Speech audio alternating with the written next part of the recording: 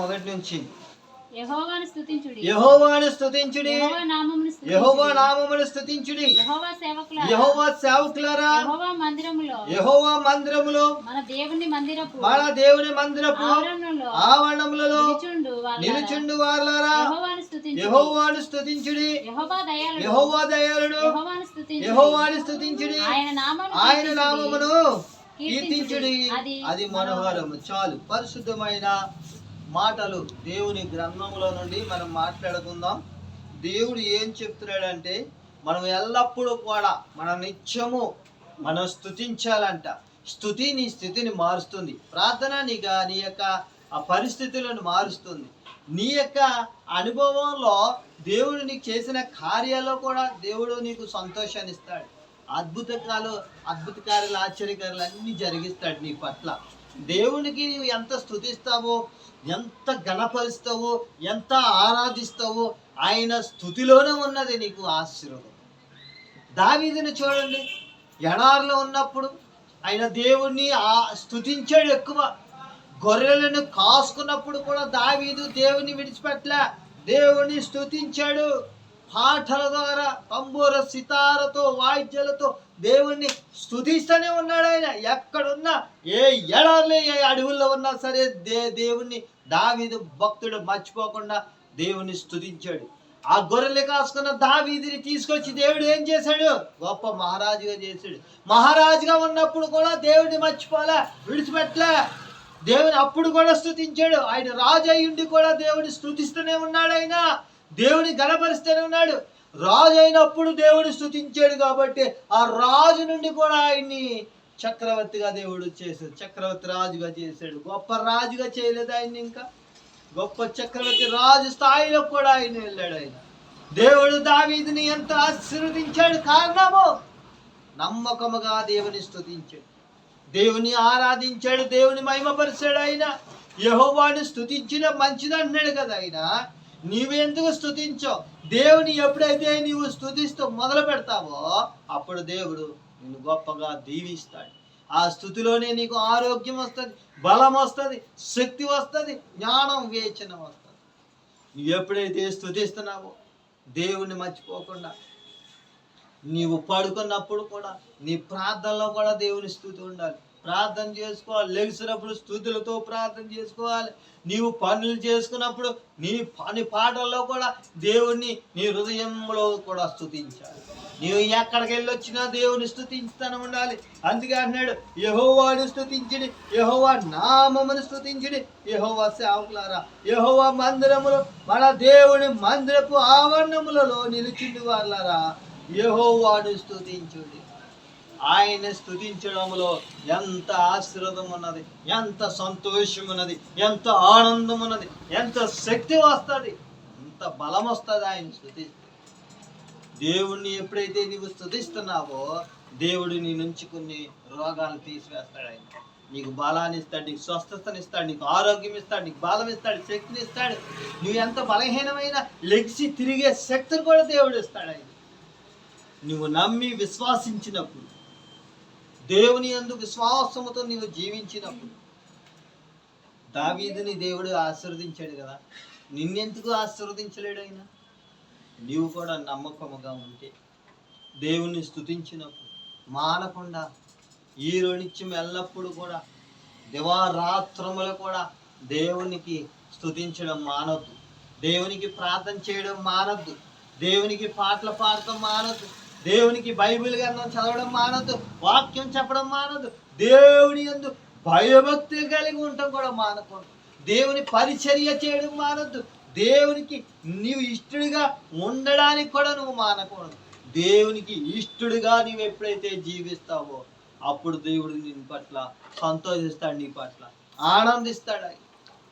దేవుడు మన పట్ల సంతోషించాలంటే మన ముందు దేవుని స్తుతించాలి, దేవుని సంతోషపెట్టాలి, దేవుణ్ణి ఆరాధించాలి. ఆయన సంతోషపడతాడు. అప్పుడు నీవు నమ్మకముగా దేవుని ఆరాధించు, నమ్మకముగా స్తుతించు, దేవుణ్ణి గణపరుచు, స్తుతించు, దేవుడిని పట్ల సంతోషపడతాడు. నీకున్న ప్రతి సమస్యలను తీరుస్తాడు, నీ గొప్ప కార్యాలు జరిగిస్తాడు, నీకున్న అవసరాలు తీరుస్తాడు, నీకున్న ప్రతి అక్కర అవసరాలు కూడా తీరుస్తాడు. ఆయన నీకు చదువుల్లో తోడుకుంటాడు, నీకు ఆటల్లో తోడుకుంటాడు, నీ ప్రయాణంలో తోడుకుంటాడు, నువ్వు ఎక్కడికి వెళ్ళొచ్చినా తోడుకుంటాడు, నీ పనుల్లో, నీ ఉద్యోగాల్లో, నీవు చేసే సేవలో కూడా దేవుడు తోడుకుంటాడు. నువ్వు ఎక్కడికి వెళ్ళొచ్చినా దేవుడు తోడుకుంటాడు. ఏ ఇతర దేశాలు వెళ్ళినా తోడుకుంటాడు, ఏ ఊరు వెళ్ళినా తోడుకుంటాడు, ఎక్కడికి వెళ్ళినా తోడుకుంటాడు. ఎక్కడికి వెళ్ళినా సరే ఎందుకు తోడుకుంటాడని, నువ్వు ఎక్కడికి వెళ్ళినా సరే దేవుని విడిచిపెట్టకూడదు. దేవుని నువ్వు ఎక్కడికి వెళ్ళినా ఆయన్ని స్తుతించడం మర్చిపోవాలి. యెహోవాను స్తుతించుడా ఎంతో ఉత్తమము, ఎంతో ఆశీర్వాదము. ఆయన దయాళుడు, దయగలిగిన తండ్రి, జాలి కలిగిన దేవుడు. ఆయన స్తుతించడానికి మనకి ఇచ్చిన గొప్ప ధన్యత ఇచ్చాడు. ఆయన ఎలాగ మనం మర్చిపోగలం? నిన్ను పుట్టించాడు కదా, నిన్ను పెంచుతున్నాడు, పోషిస్తున్నాడు, రక్షిస్తున్నాడు కదా. నువ్వు ఈ స్థాయిగా నువ్వు ఉన్నావంటే, నువ్వు ఈ రీతిగా బ్రతికున్నావంటే దేవుని స్తుతించడానికే కదా, దేవుని మహిమపరచడానికే. కొంతకాలం నువ్వు ఉంటావు, ఆ తర్వాత ఉంటావో లేదో తెలీదు. నువ్వు ఉన్నప్పుడే, నువ్వు కొంతకాలంలోనే నువ్వు ఉన్న ఈ భూమి మీద నువ్వు ఉన్నంత వరకు కూడా దేవుని స్తుతించడం మర్చిపోకూడదు, దేవుని నువ్వు ఆరాధించడం మర్చిపోకూడదు. అందుకే దేవునితోడే నువ్వు ఎలా ఉండాలంటే సహవాసము కలిగి ఉండాలి. యెహోవాను స్తుతించుడి, యెహోవా నామమును గణపరచుడి. యెహోవా సేవకులారా, యెహోవా మందిరములో, మన దేవుని మందిర భవనంలో నిల్చుడు వాళ్ళారా యెహోవాను స్తుతించుడి. మందిరంలో, దేవుని మందిరంలో ఉన్న మీరందరూ కూడా ఏం చేయాలంటే దేవునితో సహవాసము కలిగి నమ్మకముగా యథార్థంగా ఆయన స్తుతించాలంట. దేవుని మాట ఎంత అంతగా దేవుడు ఏం చెప్తున్నాడంటే, నేను వచ్చే పర్యంతరం కూడా మీరు నమ్ముకుని సిద్ధపడి ఉండాలి. నేను రోజు చెప్పిన వాక్యమే వింటున్నాం కదా, అన్నీ తెలుసు కదా అని మీరు అనుకోవచ్చు. కానీ దేవుడు ఇప్పుడే వస్తే నీవు నమ్ముకోకుండా ఉంటే నీవు విడవబడతావు, నమ్ముకుంటే ఎత్తబడతావు. నమ్ముకుంటే పరలోకానికి వెళ్తావు, నమ్ముకోకపోతే నిత్య అగ్ని కూడా ఉన్నది. అందుకే యేసుక్రీస్తుని నువ్వు నమ్ముకున్నప్పుడు నువ్వు విడిచిపెట్టవద్దు. యేసయ్యని నువ్వు ఎప్పుడు కూడా నువ్వు ఆయన గణపరుస్తూ ఉండాలి. అందుకే అంటున్నాడు, యెహోవా దయాళుడు, యెహోవాను స్తుతించు. ఆయన దయ మన మీద ఉంటారు, ఆయన జాలి, ఆయన కనికరం, ఆయన ఓర్పు, ఆయన ప్రేమ, ఆయన సాత్వికం, ఆయన మంచితనము ఆయన మన మీద ఉన్నదంటే మనం బ్రతికి. ఆయన దయ మన మీద ఉంది కాబట్టి మనకు దేవుడు, మనం బ్రతికి ఉన్నాం, మన కృపలో ఉన్నాం. ఆయన మనల్ని కాపాడుతున్నాడు, మనల్ని విడిచిపెట్టే దేవుడు కదా. ఆయన నీవెన్నంటే నడుస్తాడు, నీతోడే ఉంటాడు, నీ ప్రక్కనే ఉంటాడు, నీలోనే ఉంటాడు. నీ కనపడ్డ ఆయన నీనే ప్రమాదాలు రాకుండా నేను తప్పిస్తాడు. నువ్వు బయటికి వెళ్తున్నావా, నీ ప్రక్కనే ఉంటాడు ఆయన, నీతోడే ఉంటాడు ఆయన, నేను కాపాడుతాడు. క్షణము కూడా, సెకండ్ కూడా నీకు తోడుగా ఉంటున్నాడు ఆయన, నేను కాపాడుతాడు. అందుకే దావీదేమంటున్నాడు, నేను ఆకాశమునకు ఎక్కినాను, నీవు అక్కడ ఉంటివి, నేను పాతాళముకు వెళ్ళినాను, నీవు అక్కడ ఉంటివి, నేను లేచుట, నేను కూర్చుండిట నీవు గ్రహించితివి, నా ఆలోచన రాకమునిపే, నా తలంపు రాకమునిపే గ్రహించితివి. ఎంత గొప్ప దేవుడు! నా ఆలోచనలు కాదు నాయన, నా తలంపులు కాదు, మీ ఆలోచనలు, మీ తలంపులు దయచేయను. అందుకే అంటున్నాడు, వాక్యం ఏం చెప్తుంది, నా తలంపులు వేరు, మీ తలంపులు వేరు, నా ఆలోచనలు వేరు, మీ ఆలోచనలు వేరు అన్నాడు ఆయన యేసు ప్రభువారు. అందుకే మన ఆలోచించే ఆలోచనలు, మన తలంచే తలంచులు కూడా అవి వ్యర్థమైపోతాయి.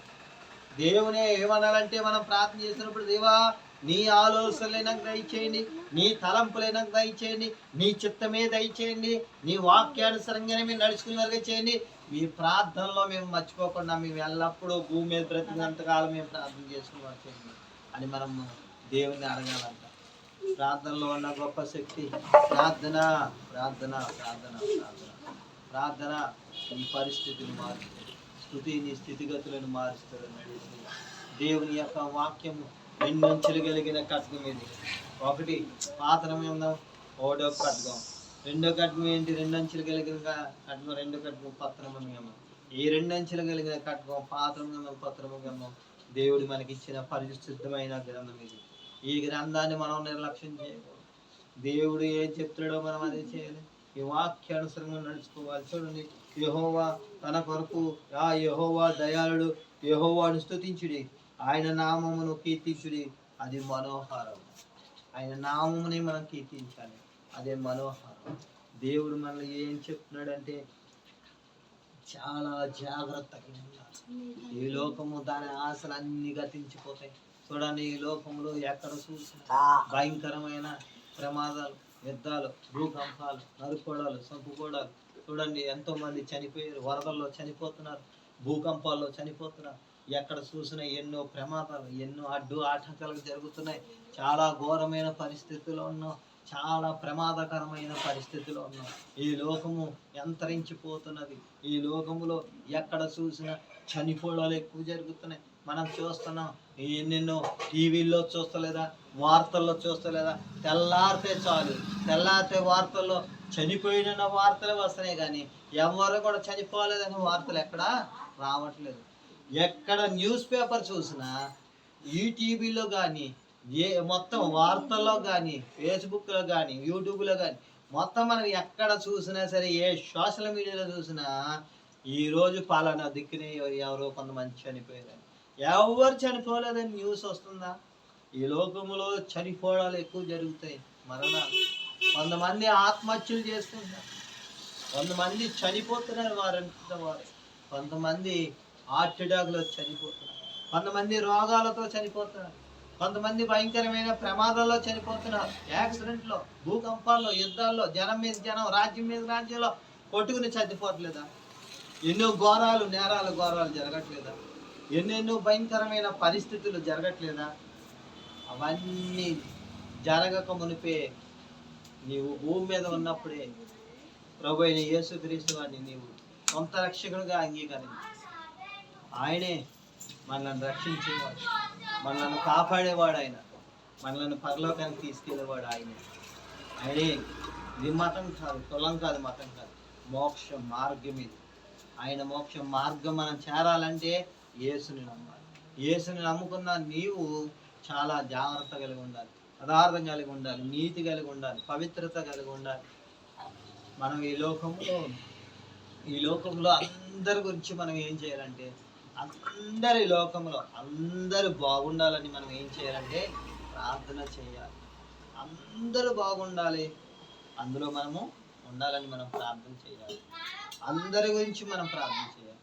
దేవుడు ఏమంటాడంటే, ఇక్కడే ఆయన మందిరంలోకి వచ్చిన నీవు కూడా, ఆయన మందిరంలోకి వచ్చినప్పుడు నీవు యెహోవాని స్తుతించడం మర్చిపోవద్దు. నీవెప్పుడు కూడా ప్రార్థన చేయడం మర్చిపోవద్దు, పాటలు పాడటం మర్చిపోవద్దు, ఎక్కువ బైబిల్ గ్రంథం చదవడం మర్చిపోవద్దు, దేవుని వాక్యం చెప్పడం మర్చిపోవద్దు, దేవుని పరిచర్య చేయడం మర్చిపోవద్దు, దేవుని యందు భయభక్తులు కలిగి ఉండటం మర్చిపోవద్దు, దేవునితో సావాసం కలిగి ఉండటం మర్చిపోవద్దు. దేవునితోనే నీవు సావాసం కలిగి ఉండాలి, దేవుని యందు భయభక్తులు కలిగి ఉండాలి, ఆయన వాక్యానుసరంగానే నీవు నడుచుకోవాలి. దేవుడు ఏం చెప్తున్నాడో అదే చేయాలి, ఆయన చిత్తానుసరంగా మనం నడుచుకోవాలి. మన చిత్తం మన ఇష్టం కాదు, దేవుని యొక్క చిత్తానుసరంగా మనం నడుచుకుంటే దేవుడు మన పట్ల గొప్ప కార్యాలు చేస్తాడు, మనల్ని ఆశీర్వదిస్తాడు, తోడుగా ఉంటాడు, మనల్ని కాపాడుతాడు. యేసుక్రీస్తు వారు త్వరగా రానే ఉన్నాడు. ఆయన రాకముందే యేసుక్రీస్తు వారు మనం నమ్ముకొని సిద్ధపడి ఉండాలి.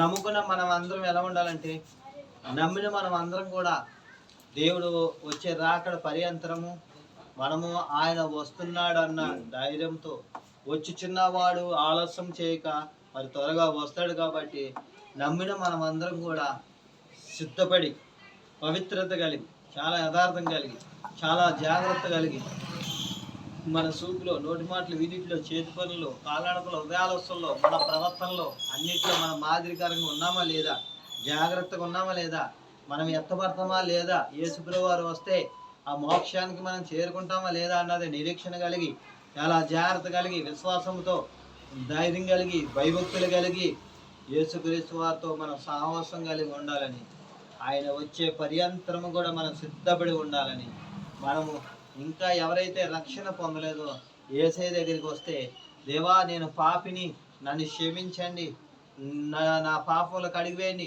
నన్ను నీ రక్తంలో శుద్ధిగా చేయండి, కడిగి వేసేయండి, నన్ను నీ కుమారుడుగా నీ బిడ్డగా చేయండి అంటే ఆయన తప్పకుండా చేస్తాడు, తప్పకుండా నేను రక్షిస్తాడు. నిన్ను ఆయన కుమారుడుగా, కుమార్తెగా ఆయన అంగీకరిస్తాడు. ఎప్పుడైతే యేసయ్యా నేను అంటావో, యేసయ్యా నన్ను క్షమించి నా పాపంలో కడిగివేయి, నీ రక్తంలో కడిగివేయి, శుద్ధి చెయ్యి, నన్ను నీ కుమారుడుగా, నీ కుమార్తెగా చేర్చుకో అంటే ఆయన తప్పకుండా చేర్చుకుంటాడు. దేవుని యందు విశ్వాసం ఉంటే, భయభక్తులు కలిగి ఆయనతో శ్రద్ధతో మనం వెతకాలని, ఆయనే వస్తున్నాడన్న జాగ్రత్త కలిగి మనం ఉండాలని అట్టి కృపా దేవుడు పరిశుద్ధ వాక్యం మనందరూ ఇంట్లో బహుగా ఫలించి ఆశీర్వదించును గాక. ఆమేన్.